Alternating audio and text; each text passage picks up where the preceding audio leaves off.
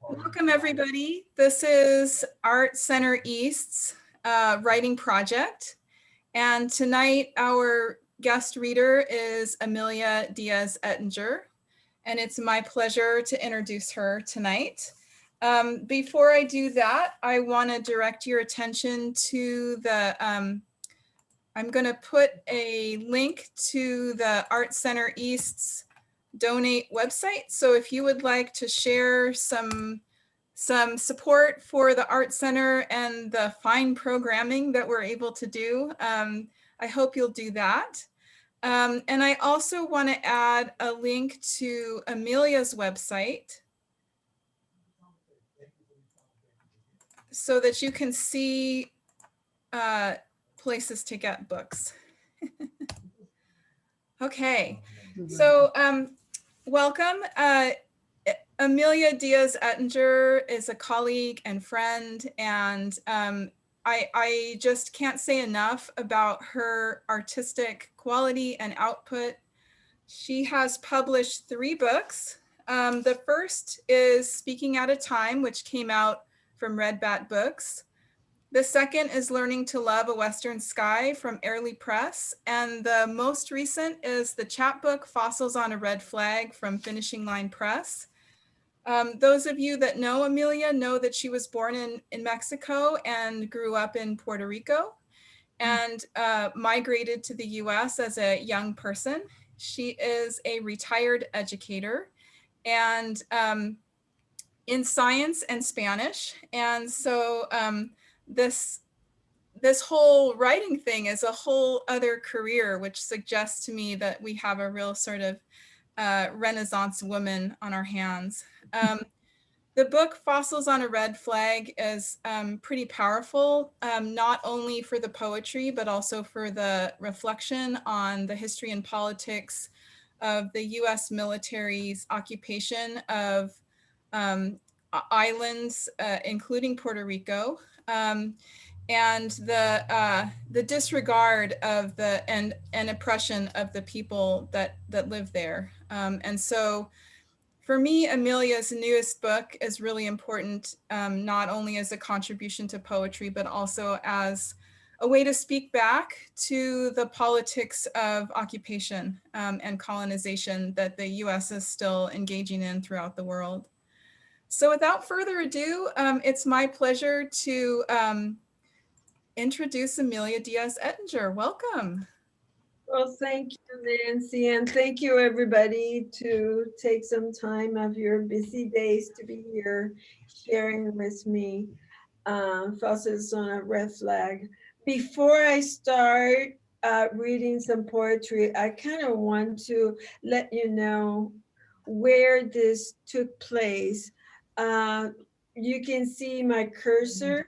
This is where I grew up. I grew up in a little town. Well, it's not so little anymore. It's pretty big now. But I grew up in Caguas, and a lot of my poems always mention this town. But the stories that in poetry that you're going to hear are from this tiny little island right here called Culebra, which in English it would be called Snake. And I have no idea why it was called that. But most people know some of this history by the bigger island of Vieques. Both of them were occupied by the Navy in 1941, and the book starts with the Executive Order 8684, which set apart and reserved the naval airspace reservations for the purposes of national defense, known as Culebra Island Naval Airspace Reservation, and that was 1941. The thing about it is, both Vieques and Culebra were occupied by the Navy, but there were people living there since the times of Agüey, which was the last Taino ship on the island. So this goes centuries. Thousands of years ago, these islands have been inhabited by people who mainly made their living out of fisheries. So I included the executive order signed by President Roosevelt, that's Franklin Delano, because I think it's important to have the context in the book of where these stories came from. The very first poem in the book is called 1941 Half-Life Executive Order 8684. And the 65th Infantry was a battalion in World War II solely composed of Puerto Rican soldiers. They had their own unit. And when they came back to Culebra, those who served for the island of Puerto Rico, found that things have been quite changed. So this poem talks about some of the changes that were done to the island due to the executive order. 1941. Our sons have been fighting that war, wedged in an unimaginable cold land. If not for the radio at the tavern, too distant from these warm shores that could not touch each other, you knew and stood proudly, the 65th Infantry. Even when they came back in boxes, and yet we were prohibited. One, to swim. Two, to fish. Three, to leave. Four, to enter. The island we always call home, Culebra, since the times of Agüeybana. I am a child again today with a different captain at the helm. The crown, defeated, is a distant memory. An infant citizen without protection, nor benediction. Our lips sun shut. You don't dare to look at what you see. Your eyes have been moved inside your throat. Your lips open only to this list. Seek permission from your new father, the admiral. He might then grant you a permission to breathe, as long as you don't find a voice. And those were actual things. The people from Culebras and Vieques did not have any permission to leave or enter the island, to fish, to swim in the waters without a permission from the admiral. Um, and it talks about, this poem refers back to the position of Puerto Rico as always being a colony. First, it was a colony of the Crown, Spain. It had one day of independence when the United States Army came in through the south end of the island and occupied it. Now, during before the time I even knew that Culebra existed, there was and the titles of some of the poems have half-life, and that is kind of a reference to a lot of the weapons that were used on the coral reefs and the island itself, were weapons that have some, not plutonium, but and the element is escaping me right now, but they were radioactive, and the radioactivity has been seeping through to present day, and up to this date, Culebrans and the people from Vieques has the highest incidence of cancer from all the populations of Puerto Rico. So that's what the half-life refers to, just reminding the echo of the radiation. Now, during a time in the 60s and 70s, when people start complaining about the occupation of Culebra, there was a lot of papers reading that there was no that many incidents of injuries. There is not that many incidents of death or fatalities. But actually, the first fatalities were within the military itself. They have painted the shed where some um, soldiers and a couple of officers were standing, were inside this shelter, but they painted the roof the same color as the target. So when the airplanes came in, they actually bombed the shelter instead of the target, and killing all of the soldiers from the Navy that were there themselves. So this is what this poem is about. It's called 1946 Half-Life, excuse me. They thought themselves safe under their pedigree of 50 stars, 6 officers and 3 enlisted men. On that day in May, were they listening to Mi Mulata or White Christmas? Maybe they had a royal flush, savoring the northern Bacardi or the southern Donku with drops of coconut water or even better, mango. Certainly, they were drinking the vastness of pink and white sand. I guess a green sea, El Caribe Bello. Some might have envisioned it, a truncated conversation. Let me show you, they would have started. The bay with its own pale light that owns the stars at night. The breezes that taste of seafood. But the observation post with its hammocks and the target were painted gray. And seagulls and roseate terns flew, screaming their alarms. As the dust dispersed, reddening the incoming night, the wives and mothers on the other side of the ocean don't believe words like friendly fire. Um,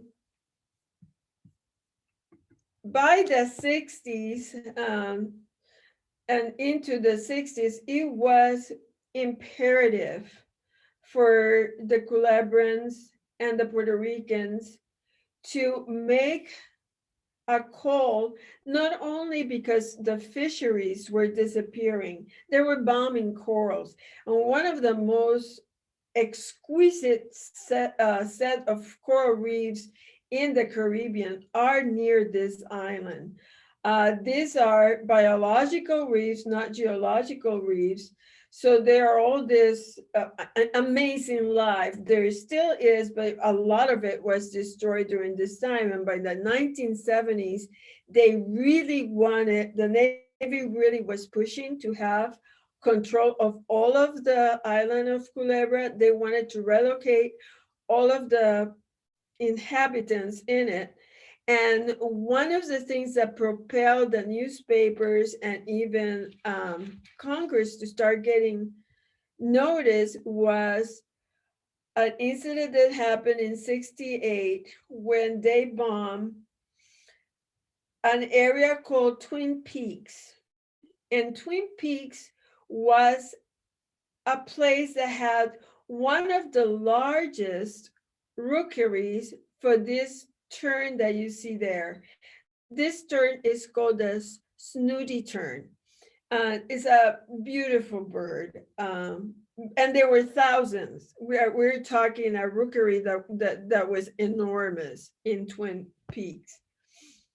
So the first poem talk about the military thinking of themselves being safe. This one talks about the birds. 1968 Half-Life. The birds thought themselves safe. No barbed wires in the open air. No red flags to shame their passage. They were safe. A home in the Caribbean a national wildlife refuge, the first in the archipelago, 1909. They came for the pleasure of white and pink sands and turquoise waters abundant. Diving into those waters, dropping like bombs from the sky, you could hear their pleasure. In their straight, narrow dives, twin rocks harbored their nests. These sea heralds the arrival of the next generation, their jocular conglomerations muted only by the sound of waves, a visible camaraderie. They were parents here and aunts and siblings. They knew and fed each other's chicks. Safe. A mighty small word. When all their white and black feathers darkened the sky, just seconds, while thousands of sooty terns bathed on a sea of rust. The inferno that followed charred the anxious families waiting, sitting peacefully at their nests. Senator Goodell expressed concern. The impact area, an ecological disaster. The number that were destroyed is enormous. That really doesn't even begin to describe the loss of life, even if it's just avian life. There is a reference there to a red flag. The red flag, which is in the title, and I forgot to tell you, was something that I was not aware with the first time I went to the island. You needed to, if you wanted to go to the beach to swim, you needed to check the naval post. If there was a red flag flying, it meant that there was going to be target bombings. That didn't mean that they always remembered to put them up. During this book, you also have a series of poems called Queen Conch. There's Queen Conch 1, 2, 3, 4, etc.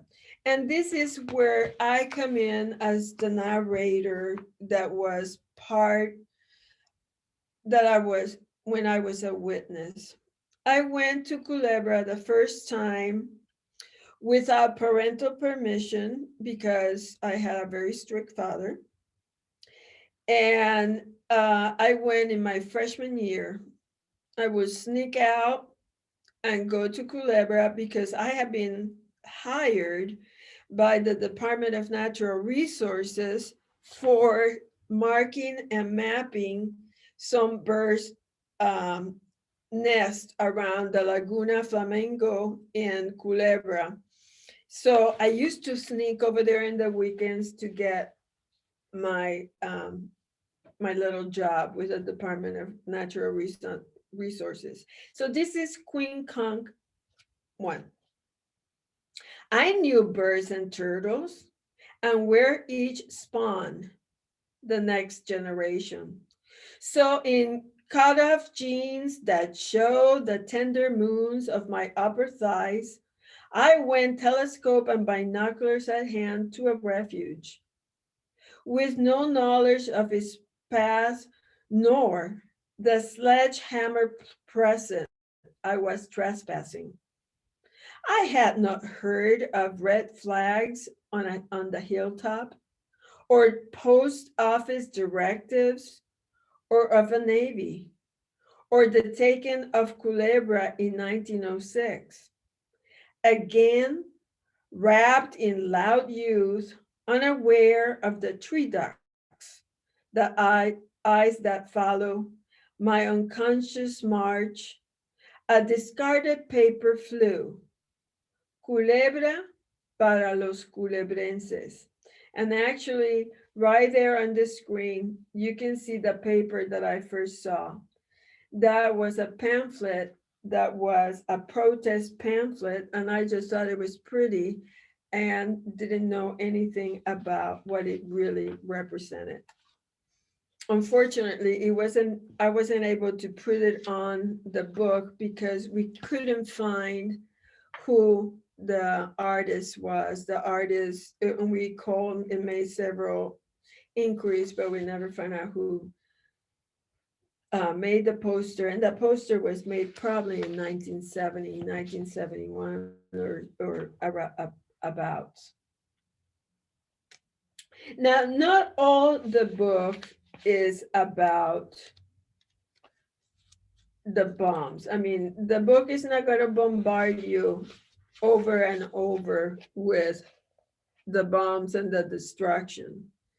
There are some other kinds of poems in it too, including this one in. Oh, by the way, that is a picture of the beach. As you can see, those are white sands. This is in Culebra. In. In the thunder of explosives, there was time for love. In the softness of a woman's long hair, in the arms of lovers, in the glow of the luminescent bay, in the campfires at night, in the building of a chapel, in. The Culebrans tried to build a chapel on this beach for basically for resistance, because this beach was being bombed on a daily basis. I saw this on one evening. They came in with some tanks and leveled the chapel. The chapel was destroyed by the Navy before the doors were actually put on the building. I want to be sure that I don't go over my time. Let me see here. This tank is still presently there, and one of the things that propelled me to write this book was seeing this tank and seeing these girls in bikinis posing on top of the tank for their cell phones. And I find a kind of sadness too, that maybe they didn't even know why those tanks were there and the history behind it. The picture here, you have part of the bay and part of the laguna. This is the area that I spent a lot of time doing research throughout my college years. I spent there 4 years, actually, 3.5 years.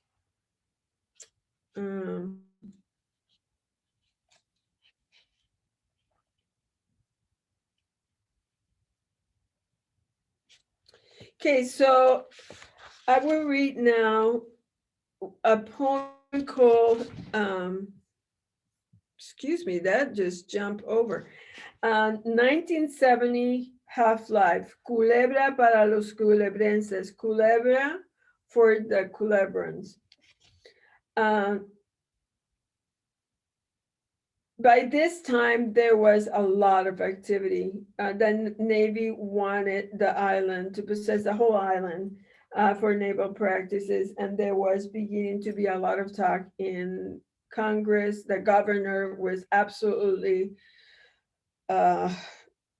incapable to go against his own political party to defend the island. But by this time, we did have a lawyer.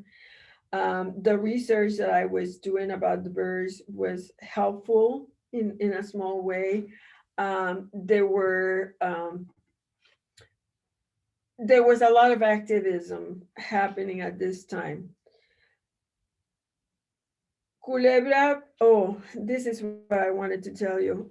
When for many centuries, when the fishermen brought a good catch and their boats were filled with fish, they would take the conchs that I show you in the previous slide, they will blow on the conchs and make that loud noise that they do to when they got to Dewey Bay to notify everybody to come to Dewey Bay for the big catch.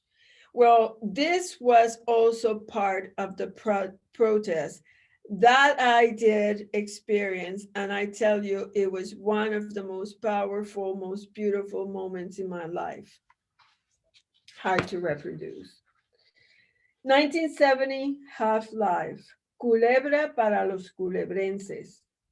That day in March, the boats painted in the gaudy colors of El Caribe floated empty.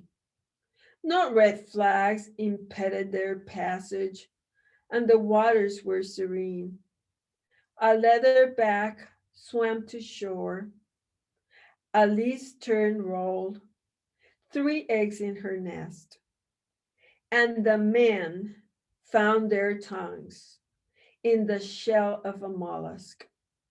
They stood firm under their sharpshooters, poised on the occupied hill, rifles ready as fishing spears. No trespassing. But unlike fish, the men on the other side of the barbed wire were armed with conchs, the queen conch, Strombus gigas, raised in unison as they hurled a great catch, 70 conchs strong, singing with the willingness of a hurricane. Inside those nautical chambers, air trembled as cathedral glass in the eye of an incoming tropical storm. Um, it was amazing. Not only the fishermen were in front, but all of us were behind them against that barbed wire fence. A day that I will never, I am so privileged to have been there at that time. Because of the time is, and we would like to have some time for the open mic, I do want to close with 2 poems, if you allow me. One is an ode to a small turtle, Erethromecheles imbricata, which is the hawksbill turtle. 1970, the Endangered Species Act had just passed. And this lovely, sweet animal was in the endangered species list. And it was really disappearing fast for many reasons. But if there is a heroine in this story or a hero, this little gal was it. Ode to a small turtle. Personal strata are not dated, like fossils on a red flag. There aren't any half-lives without radiation, only the experience of sheer surface that rumble and tore. Naval practices of Wally-eye bombs during a brief geological moment of time, creating memorial imprints. A tank deserted on today's tourist beach, a sign for divers, beware not to stand, explosive mines on sand.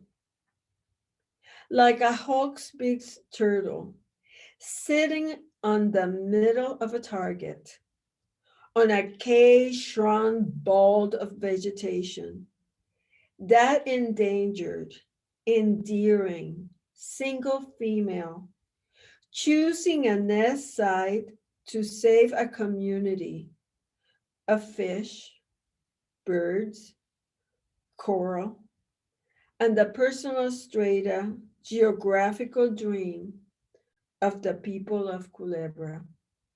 I love that turtle. They couldn't bomb. She decided to put her nest right in the middle of the target. So I will like to close with a dedication. This is dedication after Hurricane Maria, which happened in September 2017. Colonization makes the skin stretch too tight. Witness, tension never strays far. It lies a hungry dog under muscle and bone, snap awake by rustling of flags and the diction of laws, possess, redistribute, and starve. And yet, there were moments of exquisite gain. 1975, a Molotov cocktail made of a student's expensive stockings. 1968, a gathering on a beach with a warm breeze that smell of Caribbean dreams. An aroma of seawater and courage. Different then, like no before, no after. Mainly we gather baskets of loss, still gather after so many hurricanes. Even today, after all these years, the memories of our chants and marches, our naivete born in our collective views, seeking a future of our own, imagining our lives free, the hungry dog no longer starving. And now those images that were buried under the heaviness of sand, with all the ugly rhetoric, the grossly incompetent, nothing there works, returns, awakes the hunger, makes the skin stretch anew. Thank you for listening, everybody. We do have some time for questions if anybody has any questions.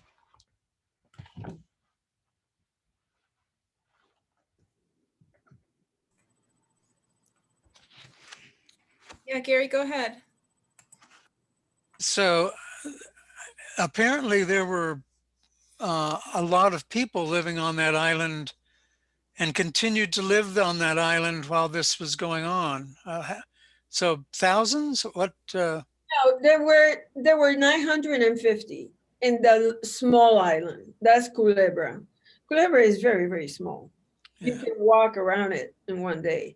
Vieques, no. Vieques had over 4,000 people living there. Culebra now has, I believe, well, before Hurricane Maria, before the diaspora, Culebra had over 2,000 people, and it has become a very inviting tourist place. But when the Navy first arrived, they actually occupied, they just moved on within 24 hours. They moved these families out of the location where they built the Navy, and there was no recompensation for land loss. They have to either move to other islands back to the mainland, or they move to Dewey Bay, which is the center, the capital of Culebra. What was your question? No, that was pretty much. Oh, Great. Other questions? well, wait. I'll ask a question. Okay, he's gonna. Right. That was wonderful, Amelia. I really like in the poem 1970 Half-Life, I really like that the line, and the men found their tongues in the shell of a mollusk. That was awesome. But so I have two questions. How long did it take to write these poems? Like did the writing of the poems in this collection span a long time, or did they come out closer together as a group? And then the second part of that question is, are there other Culebra poems that didn't make it into this collection? I mean, were there more than this? Yeah, actually, it's Nancy my witness. We were in class together taking a poetry class with David Axelrod. And I wrote this very long poem. And in David's subtle way, he says, "This is a freaking mess."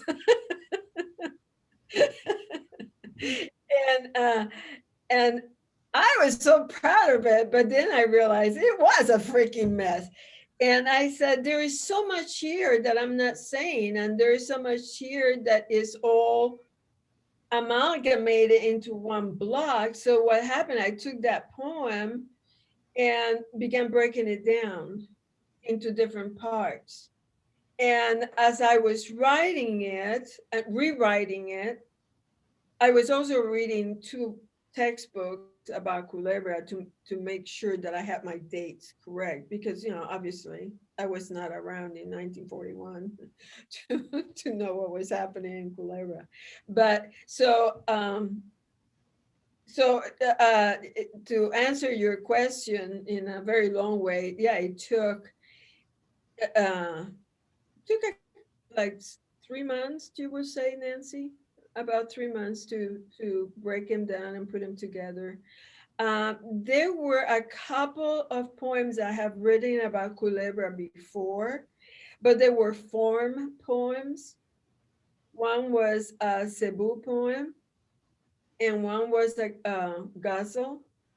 And I didn't feel that they fitted the format of this book, so they might find a different birthplace somewhere else. Thank you, Brian. I have a question, Amelia. Yeah, go ahead. Sure. Hi. The hawksbill turtles, do you have any idea? I don't know what you mean by ICU. How about a web search? That was Siri. I don't know why she decided to talk right Hello, now. Siri, I have a question. If you can't answer it, maybe Amelia can. No, do you have any idea how many hawksbill turtles are now nesting on that island? You know, that's a really good question. I don't. The main person for the studies of the turtle, his name was Tom Carr. He passed away a couple of years ago. So I don't know anymore who has kept the research alive. And it was not only the bombing, you know, to be honest, the turtles in the Caribbean suffered from poaching. People liked to poach the females because they're, you know, when they're laying, they're just there, you know, you can grab them and put them upside down and you kill them that way. And people poach them for the eggs. They're delicious, or so I heard. I never had one, but I did had turtle soup growing up, so I know I was part of the problem. And then, of course, the shells were used for decorations, bracelets, earrings, and they were indiscriminate on the species. But I know that the population had in the 80s went up, but that's just about when I stopped following their progress.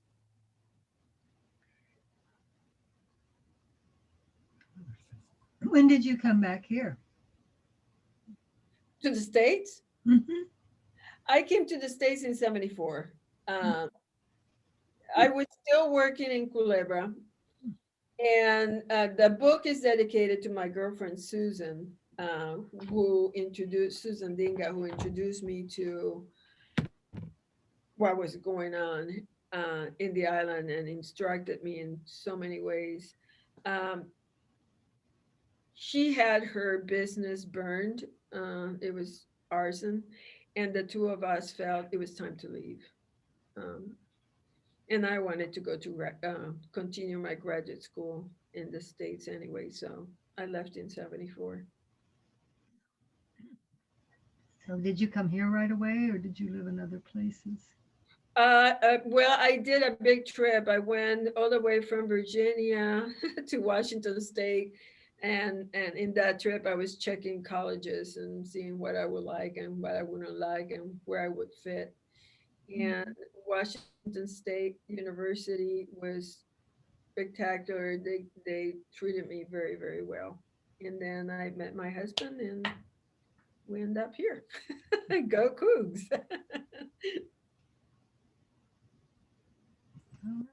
Yeah, my colleague Tabitha Espina is with us tonight, and she did this wonderful presentation yesterday as part of a panel on Guam. And I just, the work that you've been doing really resonated for me with the work that she's been doing for her research. Yeah. That's awesome. I want to see it. Yeah, Amelia, I just wanted to express my appreciation from one island girl, Coug, to another. That's perfect. I love it. There's a song about you too.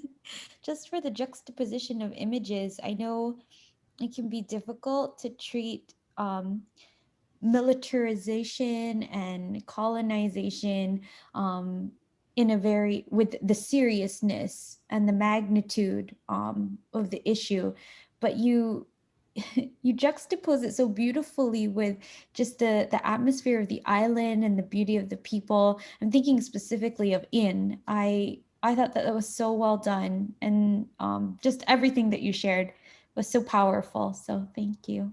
Thank you. Thank you. Yeah, there is a sensuality to Culebra that I wanted to somehow bring in because it is an extraordinarily beautiful place and very accommodating, especially now that you don't have to hear the bombs going every few minutes. So thank you. Thank you, everybody. Well, we have time for maybe one or two more questions, if there are any.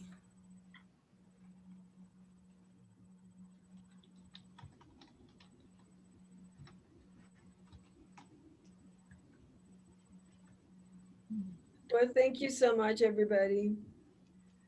Namaste. Thank you. Thank you for your wonderful poetry, Amelia. Thanks everybody for coming tonight. We are gonna just take a quick 5-minute break and then we'll be back with an open mic. So hang out. Thanks, Amelia. Yeah, I like it.